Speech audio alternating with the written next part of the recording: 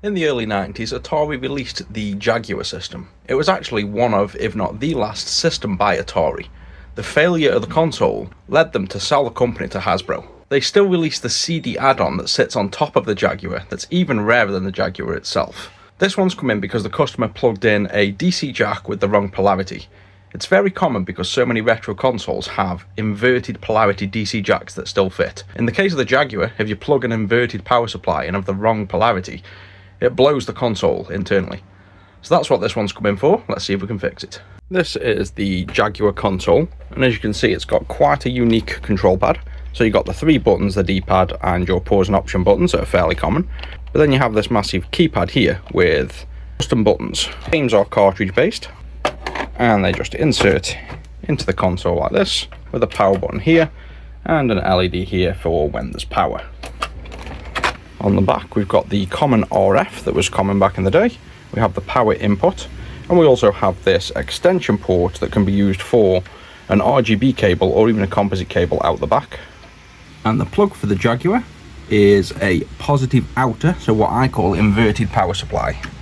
As the customer told us, he blew this up with the wrong polarity DC jack. We won't plug our power supply in yet. We'll first open this up and power from bench. Lifting the lid on the Jaguar reveals a huge metal cage. These were common again back in the 80s and 90s due to concerns over emissions. Once inside, we can see all of the internals of the Jaguar. This is one of the other systems I've done an absolutely huge reverse engineer on, and there's not much we don't know about this. If you head over to retro6.wiki, you can see Atari Jaguar has tons of sections for almost everything, and they're all heavily detailed with everything you need to know really to diagnose and fix these yourself.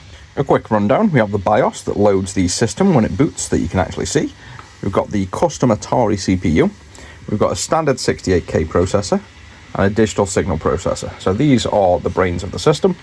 We've got a bunch of logic switches, we've got some RAM, we've got the video encoder, delay circuits for the loomer, we've got crystals down here, audio circuits, controller inputs, and that's about it.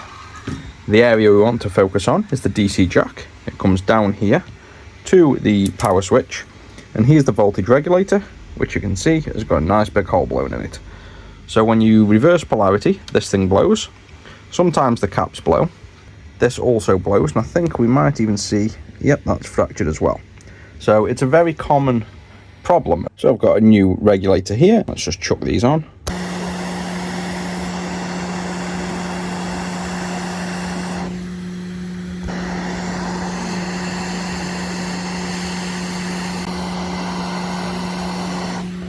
And that's the first regulator on.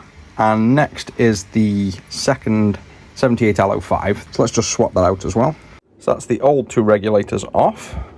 This one is the system regulator, and this one is the audio regulator, so that's what stops audio. You could leave this one unchanged and the system would boot, but you'd have no audio. Let's now test off bench power before using the mains power. And let's just power on. We've got a red light, and have we got game load? Yeah, looks like we do. And there's the audio. So it looks like in this circumstance, we just double check the power. Yeah, that's fine. It looks like it's a simple case of the 2 regulators that die and literally blow up when you put the wrong polarity in the DC jack. So I'll give this one a full check for the customer, but that's it, another one up and running.